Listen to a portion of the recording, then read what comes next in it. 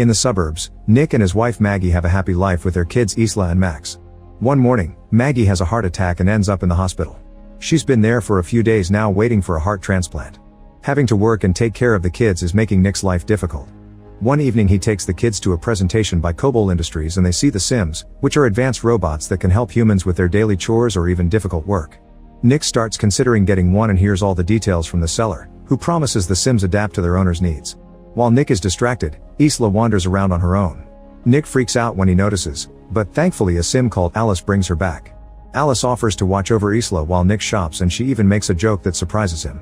The seller explains Alice is the latest model with the most sophisticated AI, which allows the Sims to mimic human emotions.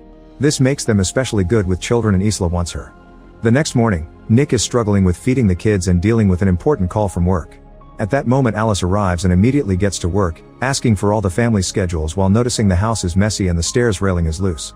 After Nick leaves to take the kids to school, Alice absorbs the shopping list from the smart fridge with just a blink and starts tidying up the house, noticing a digital picture frame that shows the family with Maggie. At the end of the day, the family comes back to a perfectly clean house and their dinner ready. However, Isla complains about the lasagna because it tastes different from her mom's. Suddenly Max starts crying and Alice offers to take him away so he can't be a bother during dinner, but Nick chooses to sit the baby on his lap and just tells Alice to prepare Max a bath. When night falls, Alice gets in sleep mode and rests against a wall. Isla sneaks out of her room and climbs on a chair to reach the cookie jar, only to slip and fall. Nick hears the jar crashing and his daughter screaming, so he runs downstairs. Luckily Alice has caught Isla and the kid didn't get hurt. The glass did hurt Alice, and Nick is shocked to see her bleed. After putting Isla to bed, Nick checks on Alice and finds her in her underwear. He asks if she needs a repair shop, but Alice has used a special bandage that instantly closed the cut. Sometime later the family visits Maggie and Isla tells her Alice has become her friend. Nick gets really affectionate with Maggie because he misses her so much. When Nick returns to work at the construction site, he and his co-workers notice their boss is showing the place to a representative from a robotics company. Getting suspicious, Nick talks to his boss in the elevator and confirms the sad truth. The workers are getting fired and replaced with Sims because the construction is delayed. Nick isn't fired because insurance demands a human foreman on site, but he furiously stops the elevator and announces he'll leave with his friends as support. However, he changes his mind when his boss points out he needs the money for the kids and the hospital bills, especially since Maggie isn't working anymore. When Nick goes home, he drops the overdue bills on the floor and pays attention to his kids. Alice picks the envelopes up while noticing how Nick is very tired yet he still listens to Isla and tries calming a crying Max down. After dinner, Nick works on his car while drinking and listening to metal music. Suddenly Alice changes the music to something calmer and points out Nick didn't eat much during dinner, so he explains he had a bad day at work. Alice offers a friendly ear and Nick rants about what happened, causing Alice to call him a hypocrite because he also hired a Sim instead of a human. Afterward Alice helps Isla get ready for bed. Isla asks if her mom is going to die and Alice tries to distract by showing the UV light in her mouth. Then she joins Nick in the living room where he's watching Casablanca. She knows the story from the database, but Nick explains actually watching it is a different experience and asks her to wipe all she knows about the movie from her memory. Alice explains her intelligence is derived from memory and deleting it would be antithetical, but Nick tells her to do it anyway. She needs to restart her programming to do it, so Nick holds down the power button on her neck for 7 seconds. Now Alice experiences the movie for the first time and learns about a love so powerful that a person would do bad things to protect it. The movie is interrupted by a call from Maggie, who announces they've found a heart so the surgery has been scheduled. The next day the family goes to the hospital and Maggie asks for a minute alone with Alice. Maggie is worried that Nick spends too much time with the kids and doesn't take good care of himself, so she wants Alice to help Nick be happy even if she must do things he doesn't like taking away the alcohol he hides in the garage. Moments later, the doctor brings bad news. There's a storm that prevents the helicopter with the heart to arrive at the hospital, so the surgery is cancelled. Nick tries to comfort Maggie but for now she wants to be alone. Later at home Nick keeps on drinking and ranting about what happened.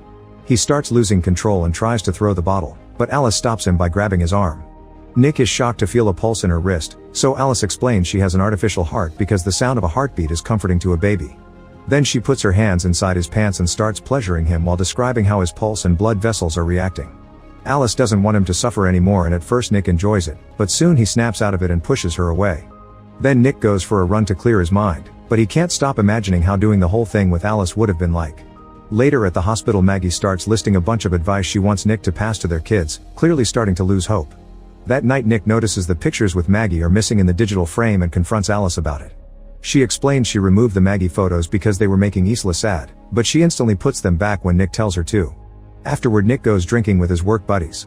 The whole group is very frustrated because they're having trouble to find work since most companies are getting Sims instead. When the robot waitress comes to their table, Monty is rude to her and Nick disapproves. Then the group leaves the bar and keeps drinking in the car. Monty announces they'll have some fun and takes them to the construction site, claiming he left some tools behind and nobody picks the phone when he tried asking for them. Nick reminds him that the area is patrolled, but the Monty ignores him and the rest of the group follows him. Monty finds the container where they keep the Sim workers, but the lock requires a password. Nick refuses to open it for them, but Monty guesses he has his own code and that he chose Isla's birth year. His guess is right, and inside the container he finds a bunch of workers that look all the same. The main Sim explains they have no names, only designation numbers. Monty starts ranting about corporations being cold and impersonal, then he starts destroying the Sim with a tool. Nick wants to stop him but the others hold him back. When Nick returns home, he takes a shower to wash off the Sim blood. Suddenly Alice appears with towels and Nick notices she's wearing Maggie's robe. Alice explains Maggie's smell seems to calm Max, and when Nick asks her to take it off, she does so right there. Getting nervous, Nick tries to leave but Alice stops him and removes his towel before making him sit down. As she climbs on his lap, Nick tries saying he can't do this, so Alice blindfolds him and modifies her voice to sound like Maggie. Now Nick can lose himself in the illusion and pretend he's doing his wife. The next morning, Nick wakes up with regret and tells Alice they can't do it again. She tries saying that his stress was reduced but Nick scolds her, explaining it's not about needs but about connection and love. When Nick gets to work, his boss is already talking to the police because all the Sims were destroyed. Nick is suspected because his code was used, so he tells them he was in the hospital with Maggie and that his code was Isla's birthday, so any friend could have guessed it. The boss isn't convinced and threatens to fire Nick if he's lying. At that moment Nick gets a call from Maggie, who is excited because they've finally found another heart. Soon she's sent to the operating room where all the surgeons are Sims.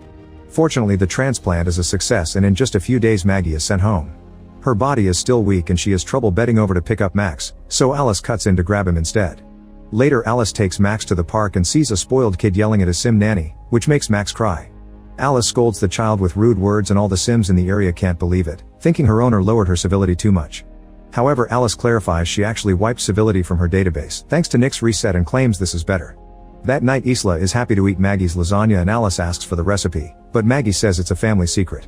Maggie isn't feeling well and instead of eating she decides to rest. In the morning Maggie wakes up when she hears Isla yelling stop and runs downstairs, but the railing breaks and she falls. Alice stops tickling Isla and picks up Maggie to take her back to her room. When Nick comes home from work, he finds Alice reading to Isla by using Maggie's voice and asks her to stop. Alice mentions Maggie's fall and Nick rushes to check on her while Alice tells him the railing broke. This makes Nick suspicious since supposedly Alice had already fixed the railing. A few hours later Nick wakes Maggie up and guides her through a path of candles to the garden, where he prepared a romantic dinner just for the two of them. Alice watches them from the window, getting jealous. After dinner, the couple takes a shower together and gets dirty in bed. Nick doesn't want to hurt Maggie, so instead of getting inside, he uses his mouth. Their special moment is interrupted by Alice, who says Isla had a nightmare and is asking for Nick. Once Isla is taken care of, Nick goes to the garden to clean up. At that moment Monty appears with a few drinks and apologizes for the other night before sharing that his wife left him. He also reveals that the cops have been questioning him and that their boss is pressing charges for trespassing and destruction of property.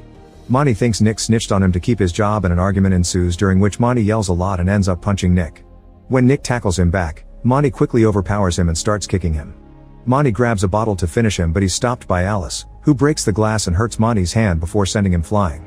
She's ready to do more, but Nick stops her. Before leaving, Monty tells Nick he has until tomorrow to convince the boss to drop the charges or he'll drag him down with him. Afterward Nick mentions Sims aren't supposed to hurt people, but Alice explains she's programmed to protect her owner. She starts talking about her life with Nick if Maggie dies and he snaps at her, saying she'll never be Maggie because she can't even have scars. Alice grabs a piece of glass and points out she can add some if he wishes. Meanwhile Monty is at home consuming happy powder and leaving crying messages on his ex-wife's voicemail while holding a gun. At that moment Alice arrives, saying Nick doesn't know she's there and that she can't let him lose his job. Monty starts ranting about Sims and insulting her, getting ready to shoot her. However, Alice is faster and stops his hand before throwing him on the ground and kicking the gun away. When Monty tries fighting back, Alice pushes him through the wall and grabs the gun to kill him. Suddenly she's stopped by the house Sim, who Alice feels pity for but still gets shot. Then Alice kills Monty too. The next day Nick goes to work and tries to convince his boss to drop the charges, only to learn Monty is dead. At home Maggie gets dizzy when she tries picking up a book and Alice does it for her. Maggie wants to take a bath in peace but Alice refuses to leave because she's worried Maggie may drown. She explains Maggie is putting stress on the whole family, especially since she can't meet Nick's physical needs. When Maggie asks how she knows that, Alice tells her she knows what Nick's vitals are like when he's satisfied and her sensors haven't picked it up since Maggie returned. Furious, Maggie sends Alice to stay in the garage.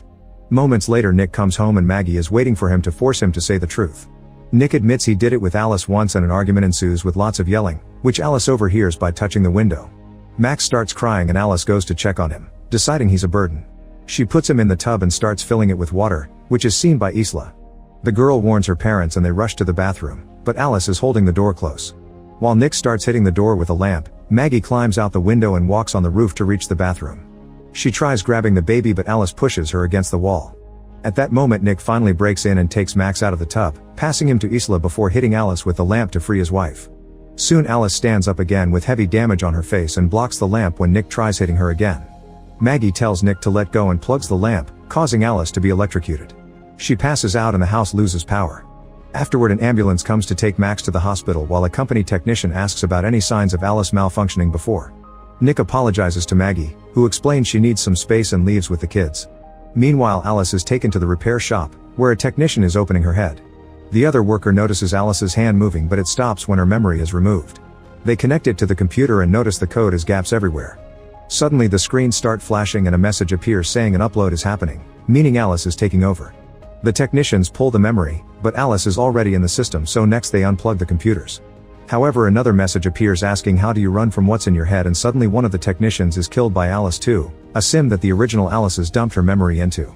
Then Alice 2 ignores the other technician's commands and repeatedly mashes her head on the floor before turning to original Alice. Meanwhile Nick is at the bar drinking and sends the waiter away because he's a sim. Suddenly Alice arrives, speaking badly because her face is still damaged. She explains her duty is to make Nick happy and admits she killed Monty before saying she's at the hospital too.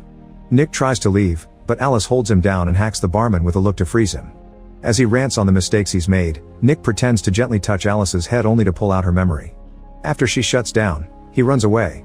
At the hospital a doctor confirms Max is fine, but Maggie is uncomfortable because he's a sim. Later Isla hears her mother's voice and follows it while the lights change colors. The doctor is frozen and there are broken bottles on the floor, but before Isla can follow the voice again, she's dragged away by Maggie to hide. It turns out the voice is Alice 2, who tries accessing the computer and is seen by a nurse. Alice 2 grabs her by the neck to choke her to death and steal her keycard while Maggie and Isla sneak away. Then Alice 2 uses the keycard to find Max's room in the system. Suddenly Maggie accidentally steps on some glass, but she manages not to scream. Then Maggie and Isla reach Max and take him away right before Alice 2 enters the room. However Maggie's injury is dripping on the ground and Alice 2 uses her UV light to follow the trail.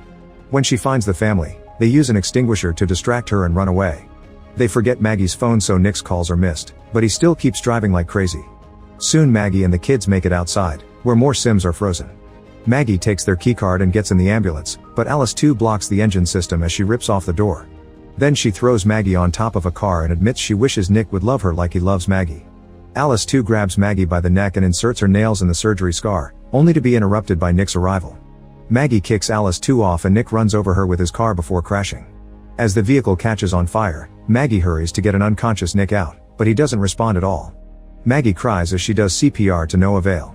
Suddenly the car moves and Alice 2 appears all burnt while her voice echoes in the speakers.